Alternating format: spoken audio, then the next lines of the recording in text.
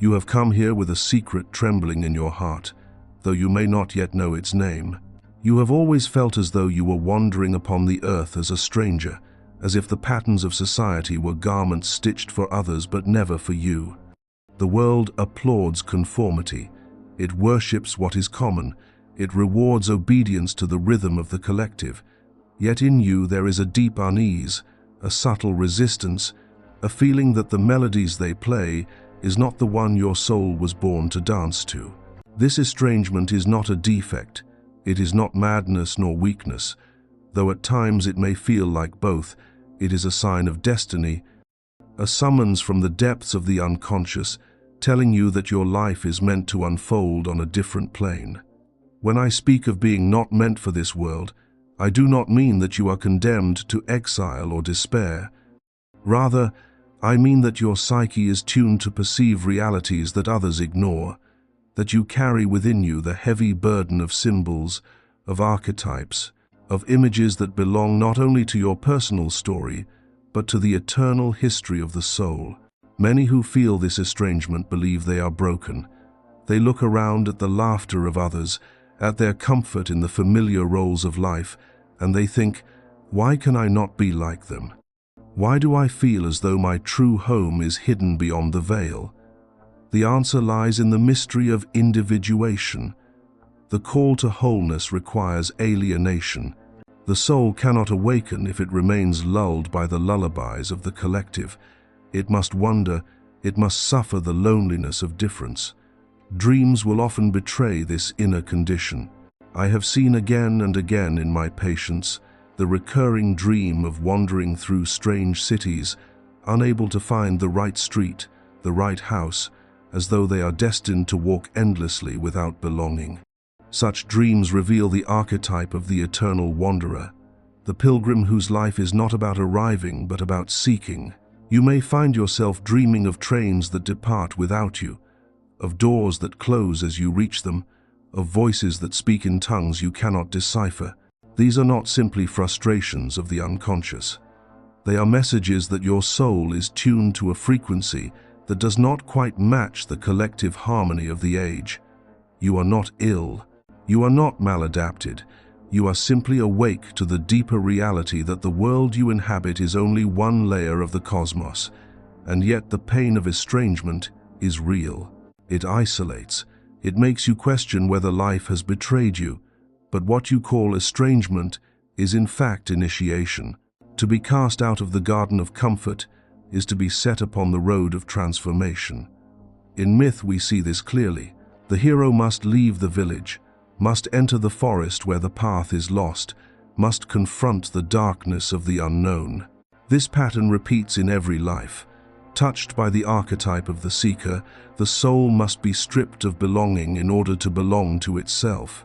The one who is not meant for this world is meant for another, a world of symbols, of inner landscape, of communion with the self. And though society may misunderstand you, the unconscious knows you well and is ceaseless in its attempt to guide you through visions, synchronicities, and the strange magnetism of symbols that follow you like shadows. Think of the child who sits apart at school, unable to join in the games of others, staring instead at the movement of clouds, feeling some profound sorrow at the cruelty of their peers. Such a child does not yet know that their sensitivity is a gift, that it will allow them to perceive the suffering of others in ways most cannot bear to see. Or think of the adult who, surrounded by the noise of parties, feels only emptiness, as if the laughter were hollow echoes bouncing off the walls of a cave. These are not failures of adaptation. They are signs of a deeper adaptation to a reality invisible to the majority. The psyche does not err when it alienates itself. It signals that your energy must be directed inward toward the great task of uniting consciousness with the hidden depths of the unconscious. Only there will you find the true home that the outer world cannot provide. You may ask, why me? Why must I be the one who feels out of place, who cannot rest in the comforts of belonging? The answer is that every age requires a few who refuse to fit in. Without them, humanity would stagnate, imprisoned in its own collective illusions. The prophet, the poet, the mystic, the psychologist, all are born into a state of alienation. They are meant to perceive what the world denies. They are bridges to the unconscious, translators of the eternal symbols that arise from the depths. If you feel estranged, it may be because your life is meant to serve such a function.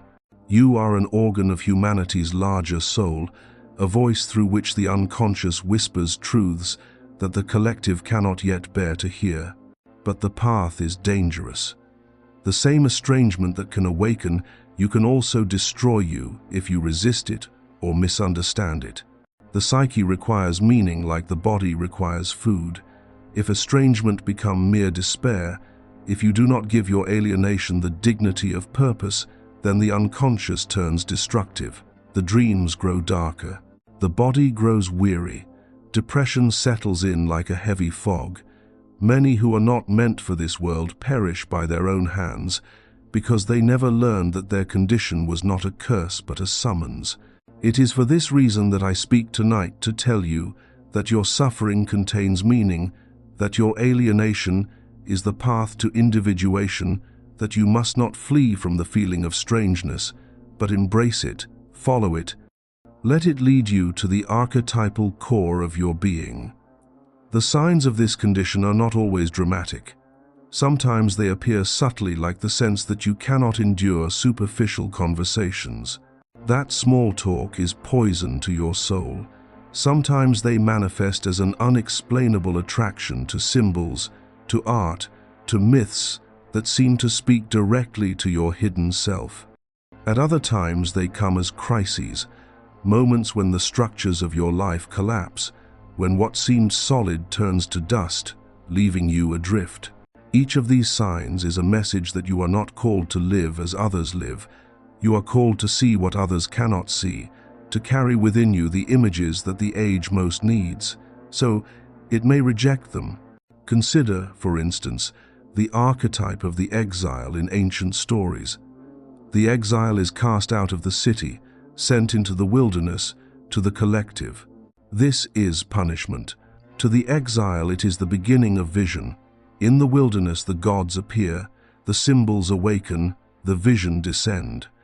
Moses encounters the burning bush, not in the comfort of the palace but in the desert. The Buddha leaves the palace of his father to sit beneath the tree of awakening. Christ spends 40 days in the wilderness before beginning his ministry. Each of these figures was not meant for the ordinary world. Their destiny required alienation, so too with you. Your sense of not belonging is the wilderness in which your burning bush will one day ignite. The unconscious will never cease sending signs to those it has chosen for this path. Sometimes it will send dreams of ancient landscapes, of temples you have never seen yet, feel intimately connected to. Sometimes it will send synchronicities, those uncanny coincidences that feel charged with invisible meaning. A book falls from the shelf at the precise moment you are questioning your purpose. A stranger speaks a word that echoes a dream you had the night before. These are not accidents. They are the language of the unconscious, the way the self communicates with those who are destined to live beyond the common world. To ignore them is to betray your soul. To honor them is to step further onto the path of individuation. And yet, this path does not grant you superiority over others. Beware of the inflation that comes when you mistake alienation for chosenness. The one who is not meant for this world is not meant to stand above it, but to serve as a bridge between worlds. You are to translate the symbols of the unconscious into forms that can nourish the collective. If you hoard them, if you turn them into a private treasure meant to exalt your ego, then the unconscious will turn against you. Madness, paranoia, and delusion will follow. The archetype of the prophet is always balanced on the edge of the archetype of the madman. What distinguishes them is humility before the self. The prophet knows the message is not his own. The madman believes he is the message. So you see, to be not meant for this world is a dangerous gift. It is to live with one foot in the collective and one foot in eternity. It is to hear the voices of archetypes whispering through your dreams while the world mocks you for being different. It is to carry within you a wound that will never fully heal, because the wound is the doorway through which the divine enters. You are asked to carry this burden, not for yourself alone, but for the sake of humanity. For every insight you bring back from the wilderness, every symbol you translate, every dream you honor, becomes a light for others lost in darkness. And though they may not thank you, though they may never recognize your role, the soul of humanity will know and will be transformed by your silent labor. Let us pause here, for already I feel the weight of the unconscious pressing upon us, urging us deeper into this mystery. You who are listening, you who feel estranged, let your heart know that you are not lost but found, not cursed but chosen, not broken but awakened to the deeper reality. Your alienation is your initiation. Your suffering is your path. And though you walk it alone, you walk it with the archetypes, with the symbols, with the eternal self that whispers through every shadow and every dream. The world may never understand you, but the depths of the psyche embrace you as their own. You must understand that alienation is not a surface mood, not a passing melancholy that descends like a storm cloud and vanishes when the sun returns. It is structural, woven into the fabric of your psyche. When you sense that you are not meant for this world, what you are experiencing is the awakening of an archetype that demands your attention. It pulls you away from the trivialities of life, because it knows that the trivial is too shallow to contain your soul. The unconscious requires you to live in depth, and so it refuses to let you rest in shallow waters. This refusal manifests as unease, as strangeness, as the inescapable feeling of being other. At times, you may have tried to extinguish this feeling. You may have tried to drown it in noise, in distractions, in the pursuit of pleasure, in the embrace of others who promised belonging. And for a moment, you may have succeeded, but soon the silence returned. And in that silence, the same old estrangement spoke once more. The unconscious is patient. It waits for you to surrender. It waits for you to cease fighting and to listen to the voice that says, "You are not here to belong as others belong. You are here to see, to feel, to transform, to descend into the depths, and to return with treasures that will one day nourish humanity. You are here to serve a purpose the world does not yet recognize, and so it cannot yet welcome you, but the self welcomes you always." Imagine the image of the alchemist in his lonely laboratory, surrounded by smoke and strange vessels. He searches for the philosopher's stone. To his neighbors, he seems eccentric. Perhaps in Zan, he mutters to himself, works through the night, neglects the ordinary affairs of life. They laugh at him, scorn him, pity him, and yet, in his solitude, he touches the archetypal process of transformation. He is not merely playing with metals, but enacting the drama of the soul. His alienation is the condition of his work. He could not belong to the world and also perform the opus. And so too with you. You may not be mixing chemicals in a laboratory, but your life is itself the vessel, the alembic, in which the transformation of consciousness is taking place. To those who do not understand, you may appear strange, distracted, disconnected, but you are engaged in the most important work of all, the work of becoming whole. There is, however, a danger here. The more estranged you feel, the more tempted you may be to withdraw entirely from the world, to lock yourself away in fantasies, to lose yourself in dreams, to reject society altogether. This is a mistake. For though you are not meant to live as the collective lives, you are still bound to it. You are still a member of humanity. And your task is not escape, but integration. Individuation does not mean exile. It means relationship with the self that enables true relationship with the world. If you vanish into isolation, you become consumed by your own symbols, devoured by the unconscious. The very gift that set you apart becomes poison. You must walk a narrow path, apart from the crowd, yet not so far that you cannot return to share what you have discovered. You are like the shaman who descends into the underworld, but must always return to the village to heal the sick. Without return, the descent is meaningless. Perhaps you have noticed how often the unconscious speaks to you in images of death, dreams of funerals, of corpses, of decaying houses, of the end of the world. Such dreams are not literal prophecies of your demise. They are symbols of the death of the old self, of the collapse of the persona that once fit you, but now suffocates you. The estrangement you feel is the psychic equivalent of death. You are dying to the world as it is, so that you may be reborn into the world as it could be. The dream of death is the unconscious announcing that the time has come to shed the skin of conformity, to let go of the illusions that held you captive, to prepare for transformation. If you resist, the dreams will grow darker. If you accept, they will guide you to renewal.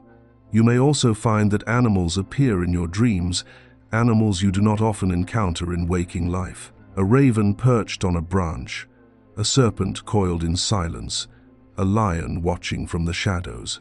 Each animal carries an archetypal meaning. Each is a messenger of the unconscious. They remind you that you are connected to instincts older than society, older than civilization, older even than humanity. These instincts are not meant to be eradicated but integrated. The raven may whisper of transformation, the serpent of healing and renewal, the lion of strength and sovereignty. When you are not meant for this world, it is often because your soul is too attuned to these primal instincts to be satisfied by the artificial structures of modern life. Listen to them. Honor them. They are your guides when society cannot guide you. The collective in its blindness will often call you sick.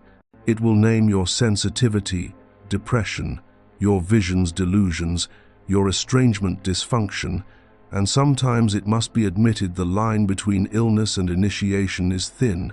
But not all suffering is pathology. Much of it is simply the cost of awakening. The psyche exacts a price for growth, and that price is often pain. You may carry that pain for years, even decades, before its meaning becomes clear. But when it does, you will see that every tear was an investment in your becoming. Every night of despair, a preparation for dawn. The world will not understand this. But you must not let its misunderstanding define you. The only true judge of your condition is the self, and it speaks through the depths of your unconscious, not through the shallow verdicts of society. It is in dreams that the self speaks most clearly.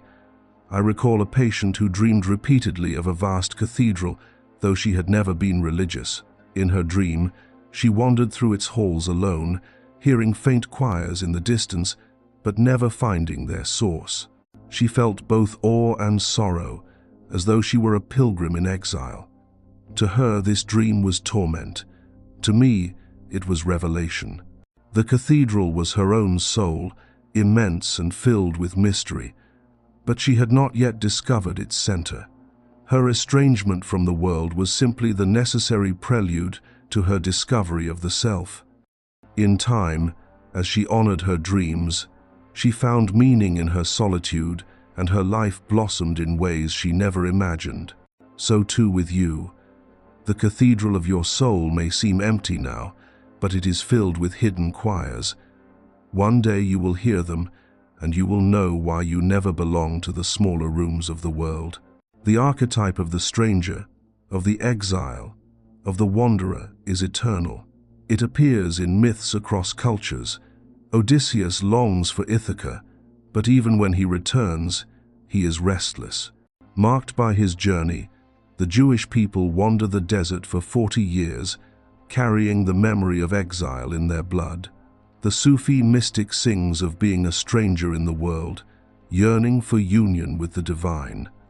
These stories are not merely historical or cultural, they are psychic truth.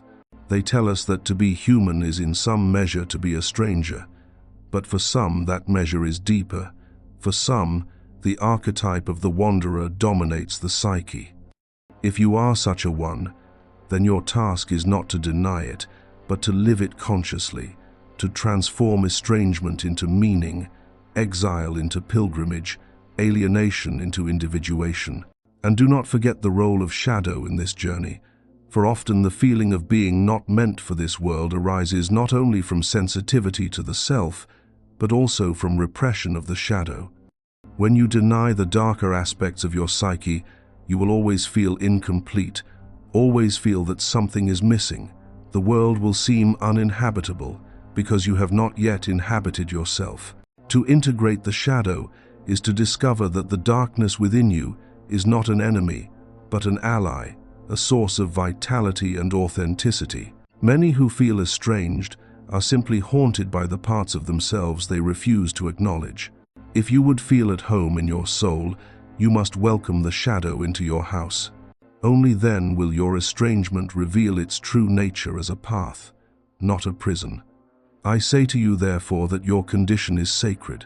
The world may see only your oddity, your sorrow, your distance, but the unconscious sees a vessel prepared for transformation. Do not flee from this calling. Do not waste your energy trying to mimic the lives of those who belong easily.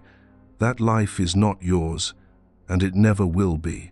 Your life is stranger, harder, but also richer, for it is lived in communion with the eternal depths.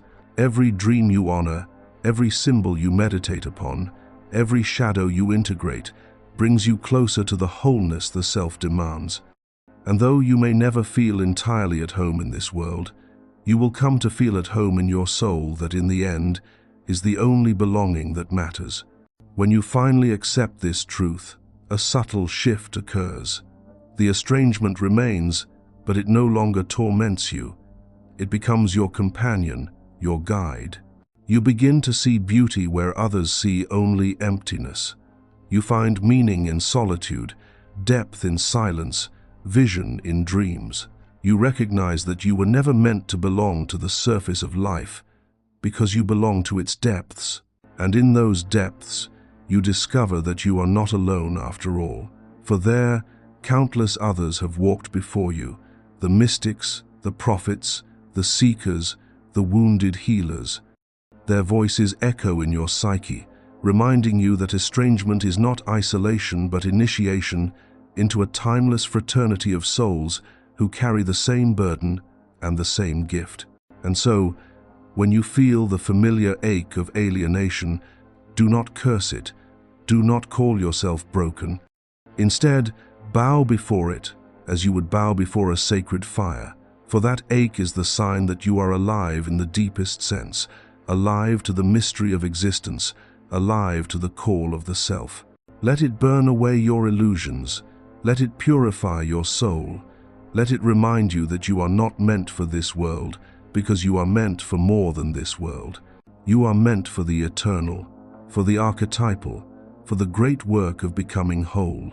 When one begins to embrace this estrangement as the mark of destiny, a new paradox emerges. You discover that the very wound which separates you from others becomes the doorway through which true communion is possible. For it is only the soul that has suffered loneliness that can genuinely recognize the loneliness of another. And so, what feels like exile becomes the seed of compassion. The stranger, the one not meant for this world, becomes a healer, not because they set out to heal, but because their very presence embodies the knowledge of what it means to be unseen, misunderstood, cast aside. Through their eyes, others feel recognized in ways they have never been recognized before. This recognition is not superficial sympathy, but archetypal, for it arises from the archetype of the wounded healer, which is one of the oldest and most powerful images in the collective unconscious. The wounded healer archetype tells us that only the one who has suffered deeply can guide others through suffering. Chiron, the ancient centaur, was pierced with a wound that would never heal, yet from that wound flowed his wisdom as healer and teacher. In the same way, your estrangement will never vanish completely. It will always ache like a phantom limb, but it is precisely this wound that makes you capable of guiding others through their darkness. Were you perfectly at home in the world, your words would be shallow, your gaze untested by sorrow. But because you have walked through nights of despair, because you have felt the hollowness of belonging denied, Your gaze carries weight. Your words resonate with authenticity. The world will not recognize this immediately, but those who are themselves wounded will sense it, and they will be drawn to you like wanderers to a fire in the cold. This is why you must not despise your difference. The temptation to curse your fate is strong, but that curse blinds you to the meaning of your condition. To carry a wound is not a punishment, but an initiation. It is the way the unconscious carves into your soul the capacity for depth. In dreams, this initiation may appear as journeys into caves, as descents into underground chambers, as encounters with figures who wound you, but also confer gifts. Such images must not be interpreted literally. They are symbols of the transformation that estrangement enacts upon you. The world believes in progress through adaptation. The psyche believes in progress through initiation. You are being initiated into mysteries that few are called to endure. And if you can endure them consciously, you will discover within yourself a richness of soul that no worldly comfort could ever equal. But let me also warn you, the path of the estranged is strewn with dangers, not only from the unconscious, but also from the ego. The ego does not wish to be estranged. It craves belonging, recognition, affirmation, and when these are withheld, it reacts with bitterness, arrogance, even heartache.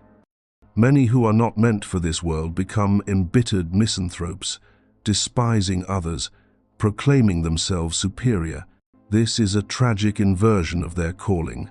The ego twists estrangement into pride, and in doing so, it prevents the very transformation that the unconscious seeks. You must therefore hold your estrangement with humility. Remember always that you are not chosen to be above others, but to serve as a vessel for truths larger than yourself. The more you resist this humility, the more dangerous your condition becomes. For alienation without humility leads not to individuation, but to madness. At times, you may feel that the world actively resists your being. You may encounter hostility, rejection, cruelty. People sense your difference and are unsettled by it. They may mock you, dismiss you, even persecute you. Understand that this too is archetypal. Humanity has always turned against those who embody what it cannot yet accept. Socrates was condemned, Christ crucified, countless mystics silenced. When you carry the archetype of estrangement, you carry also the archetype of persecution. But persecution, as terrible as it is, serves a function. It tests the authenticity of your calling. If you can withstand rejection without collapsing into despair or inflating into pride, then you prove that your difference is rooted not in ego, but in the self. This does not make persecution desirable, but it makes it meaningful. You must learn to see every rejection as confirmation that your path lies elsewhere. In the deeper currents of the psyche, there is also a strange beauty in the loneliness of being not meant for this world. For in your solitude, the psyche begins to reveal its hidden treasures. When others are distracted by the noise of social life, you are listening to the subtle voices within. When others are dazzled by external achievements, you are tracing the delicate lines of dreams, synchronicities, and symbols in your loneliness. You are in fact accompanied by archetypes. You are never truly alone. Though the world may feel empty, the anima, the animus, the shadow, the wise old man, the great mother, these figures populate the inner landscape, and they become companions more enduring than any superficial social bond. If you honor them, they will guide you. If you dismiss them, they may haunt you, but either way, they are present. For the unconscious never abandons those it has called. Some of you may resist this, longing to return to the simple belonging of childhood. But even in childhood, was that belonging ever complete? Did you not even then feel the stirrings of strangeness, the subtle dissonance that whispered you were not like the others? That whisper was the voice of destiny, and though you may try to silence it, it will follow you throughout your life. Better to accept it now, to welcome it as your companion, than to spend years waging a futile war against yourself. For in truth, it is not the world that has rejected you, it is the self that has claimed you. The self has said, "You will not belong to the collective because you belong to me." And though this belonging is harder, it is also truer, for it unites you not with superficial identities, but with the eternal mystery of the psyche itself. Do not imagine, however, that this path will free you from suffering. On the contrary, it will deepen your suffering, for to be conscious of one's estrangement is to carry a heavier burden than to be unconscious of it. The animal suffers hunger, fear, pain, but it does not suffer estrangement. Only humanity suffers that, and only those who awaken fully suffer it, most acutely. But here lies the paradox. Though your suffering is deeper, your life is richer, for suffering that is conscious becomes meaningful, and meaning is the one nourishment that can sustain the soul. Better to suffer with meaning than to live in comfort without it. This is the law of the psyche, and though it may seem cruel, it is also liberating, for once you accept it, you no longer flee your suffering, but embrace it as the forge in which your soul is shaped. Consider again the dreams of being in strange lands, of wandering through unfamiliar streets. At first, these dreams are tormenting symbols of alienation, but if you engage them consciously, you discover that the strange land is not outside you, but within you. It is the unexplored continent of the unconscious, filled with treasures and dangers. To be lost there is not punishment, but invitation.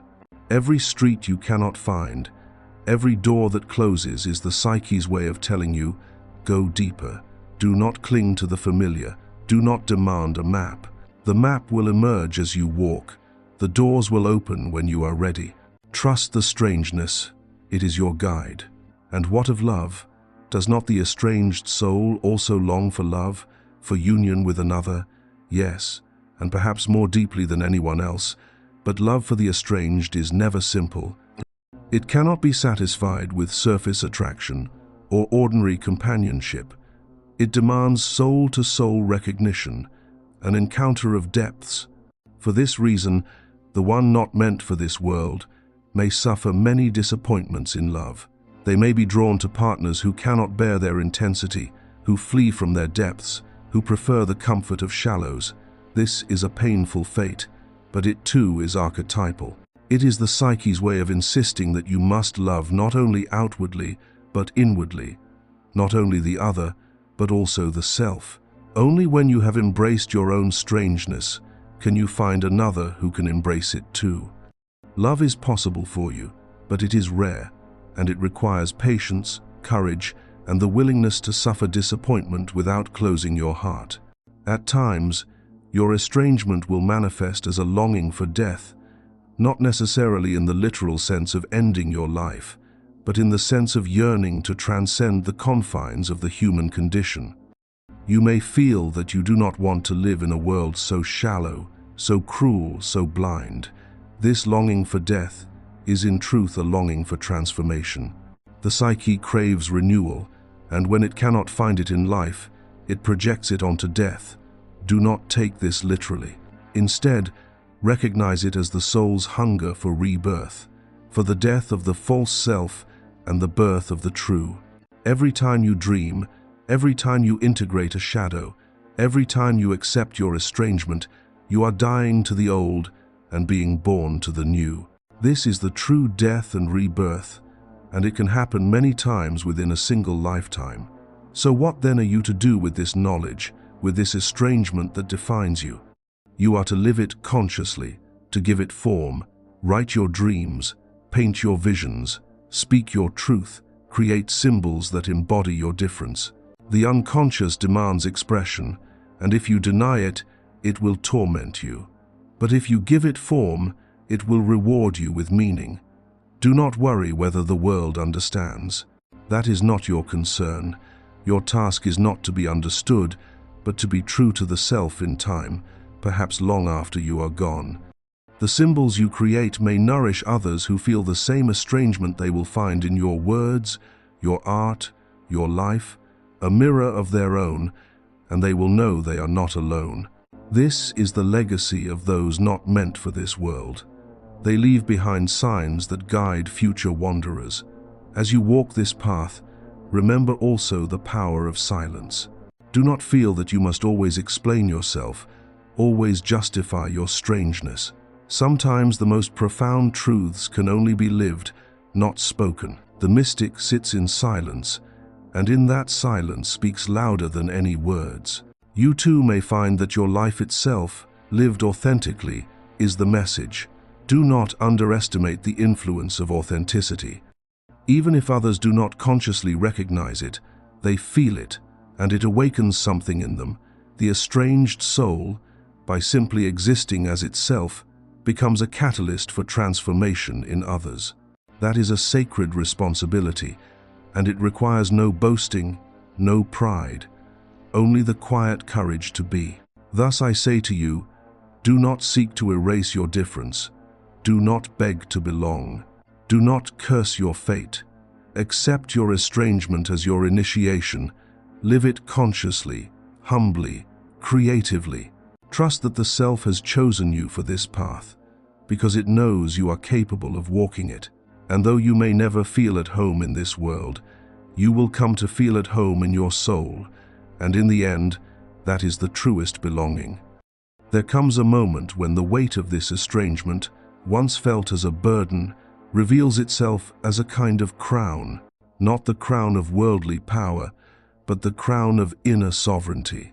For when you no longer measure yourself by the standards of the collective, when you cease to ask whether you belong or not, a profound freedom arises.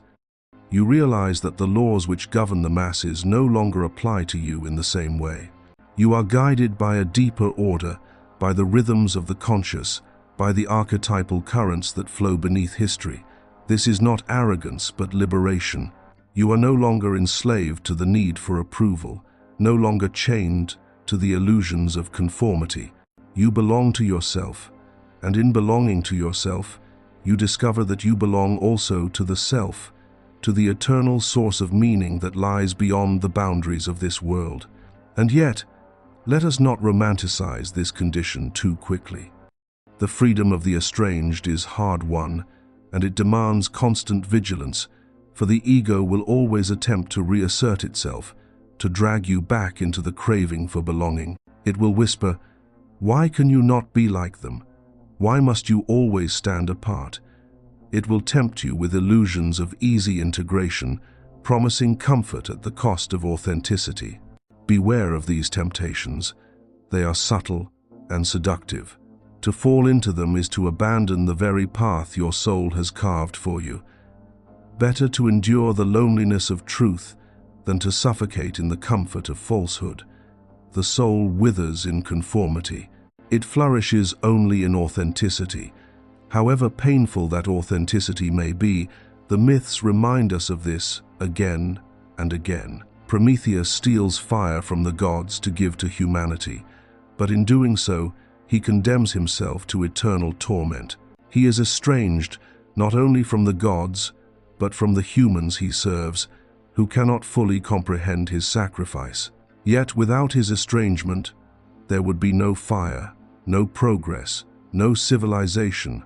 So too with you. You may feel punished for your difference, but that difference is the very fire you are called to carry. If you betray it, you extinguish the flame not only in yourself, but in those who might one day be warmed by its light. To remain faithful to your estrangement is to remain faithful to the archetypal role you have been given. However thankless it may seem, dreams will accompany you in this fidelity, offering glimpses of the hidden order that sustains your path. You may dream of climbing mountains, of crossing vast seas, of encountering guides in strange disguises, an old woman who gives you a key, a child who leads you through a labyrinth, a shadowy figure who at first terrifies you, but later reveals itself as an ally. These dreams are not fantasies, but instructions. They show you that the unconscious is not hostile, but supportive, not chaotic, but purposeful. It knows the terrain better than your conscious mind, and it will guide you.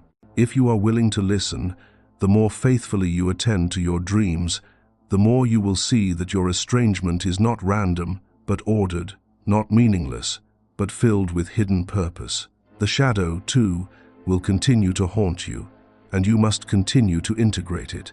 The danger of the estranged soul is that it may project its shadow onto the world, blaming others for the very darkness it refuses to face within.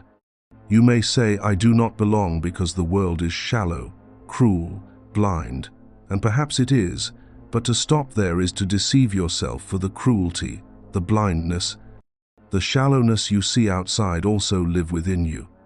They are part of your own psyche, and until you embrace them, you will never be whole. Integration does not mean indulgence, but acknowledgement to say, "Yes, I too am capable of cruelty, of blindness, of shallowness, and yet I choose otherwise." Only then do you truly transcend the world, not by denial, but by conscious transformation. This is the essence of individuation, to face the darkness within and to weave it into the tapestry of the self. At times you may experience moments of vision so profound that they overwhelm you. These are moments when the boundaries between self and world dissolve, when you glimpse the unity underlying all things. Mystics have described such moments as union with God, as enlightenment, as illumination. Psychology calls it the encounter with the self. Whatever name you give it, the experience is real, and it comes more readily to those who are estranged, for their detachment from the collective opens them to realities others cannot perceive. But beware, these visions, though true, can inflate the ego if not held with humility. You may be tempted to believe yourself chosen, superior, divine. This is spiritual inflation, and it is as dangerous as any madness. Hold your visions lightly. Let them guide you, not exalt you. Remember always that you are a vessel, not the source. The self is the source, and it flows through you as it flows through all things. In such visions you may see that your estrangement is not merely personal but cosmic. You are not only estranged from society, but from the entire condition of being human. You long for a home beyond time, beyond matter, beyond the veil of this world. This longing is the deepest sign of all that you are not meant for this world. But here too lies paradox. Though you are not meant for it, you are placed within it. You are called to live fully in a world that will never fully contain you, to live in this tension without fleeing. It is the highest form of courage. It is to be both rooted and rootless, both embodied and transcendent, both human and more than human. Few can endure this tension. Most collapse into denial, into distraction, into despair, but if you can hold it, if you can live it consciously, you become a living symbol of the eternal paradox of existence. You become a bridge between worlds, and that ultimately is your role.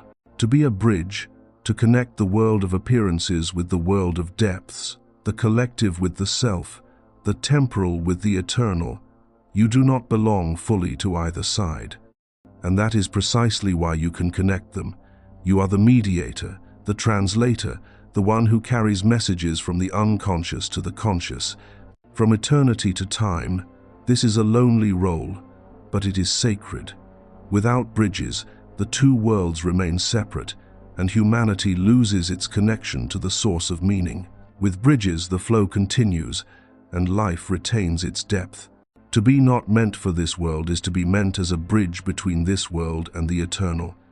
So I say to you now, at the close of this reflection, embrace your estrangement. Do not resist it. Do not despise it. Do not flee from it. Live it with humility, with courage, with creativity. Honor your dreams. Integrate your shadow. Follow your visions. Create symbols that embody your truth. Accept that you will never belong as others belong, and in that acceptance, discover the deeper belonging that comes from union with the self. For though you are not meant for this world, you are meant for the mystery that underlies it, and in that mystery lies a home more profound than any earthly belonging. And if ever you doubt, if ever you despair, remember this. The very fact that you feel estranged is proof that you are awake. Most sleep through life, content with illusions. You, however, have been shaken from sleep, called into the night where the stars shine. And though the night is cold and the path uncertain, it is in the night that the eternal reveals itself. Do not curse the night, walk it with faith. For in the end, the night will guide you to the dawn, not the dawn of the world, but the dawn of the soul, the awakening into wholeness. And in that dawn, you will know that your estrangement was never exile, but initiation into the eternal mystery of being